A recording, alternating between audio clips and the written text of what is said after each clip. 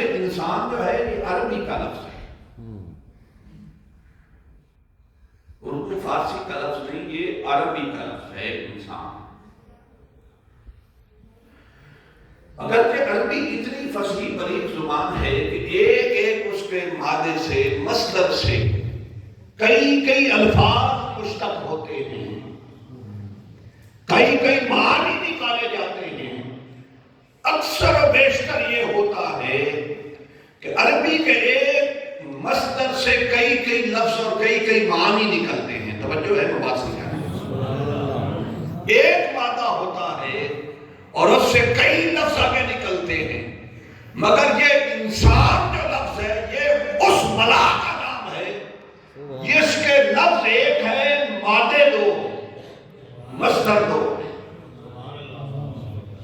میری نظر سے کوئی ایسا لفظ نہیں گزرا عربی میں کہ لفظ ایک ہو اور اس کے مصادر بیسک موڈ جو ہوتا ہے، روٹ جو ہوتا ہے، جس سے لفظ پیدا ہوتا ہے، جیسے درخت کی شاخ ہوتی ہے اسے درخت کا مصدر کہا جاتا ہے، ایسے ہی انسان کے جو بیسک موڈز ہیں، جو روٹ ہے انسان کی، وہ دو الفاظ سے ہیں۔ ہر لفظ ایک جڑ سے، ایک روٹ سے، ایک مصدر سے بنتا ہے، یہ انسان دو مصادر سے بنتا ہے۔ اہل لغت، اہل عرب کہتے ہیں کہ اس کا ایک مادہ ہے الف نون اور سین۔ کیا ہے؟ الف نون اور سین۔ اور اگر انسان کا مصدر الف نون اور سین ہو، یعنی یہ الف نون اور سین سے نکلتا ہے، تو اگر انسان کی اس مادے کے اعتبار سے تعریف کی جائے تو انسان کی تعریف بنتی ہے کہ کسی کے لیے اپنے اندر جذبات محبت رکھنے والی شے کو انسان کہتے ہیں۔ آپ سمجھ رہے ہیں؟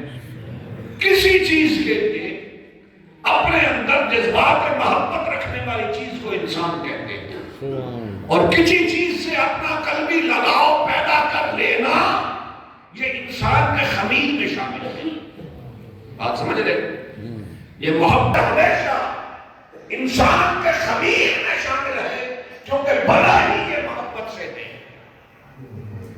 ہاں، اب یہ ہماری بدنصیبی ہے نا کہ اس قلبی محبت تعلق فطرت میں، انسان کی جبلت میں جو محبت کا وہ عنصر رکھا ہے، اس عنصر کو کبھی یہ کتوں کے ساتھ ظاہر کرتا ہے، کبھی کبوتروں کے ساتھ ظاہر کرتا ہے، کبھی مرغوں کے ساتھ ظاہر کرتا ہے، کبھی اپنی محبت کا اظہار کہیں کرتا ہے، کبھی اپنی محبت کا اظہار کہیں کرتا ہے، مگر چونکہ اس کے خمیر میں یہ لفظ شامل ہے، اچھی یا بری نسبت سے وہ کسی سے محبت کا تعلق ضرور رکھتا ہے۔ دوسرا کہتے ہیں اہل لغت میں، دوسرا اس کا مادہ ہے نون سین اور یا۔ بات سمجھ آ رہی ہے نا؟ اور اگر اس کا مادہ نون سین اور یا ہو تو انسان کی تعریف یہ بنتی ہے کہ بھول جانے والی شے کو انسان کہتے ہیں۔ کیا؟ بھول جانے والی شے کو انسان کہتے ہیں۔ یہ بھول جانا بھی انسان کی سرشت جبلت اور فطرت میں پایا جاتا ہے۔ کہتے ہیں نا، آپ اکثر سنتے بھی ہیں کہ جو بھولے نہ وہ انسان کیسا، کبھی نہ کبھی، کبھی نہ کبھی انسان بھولتا ضرور ہے۔ کیوں؟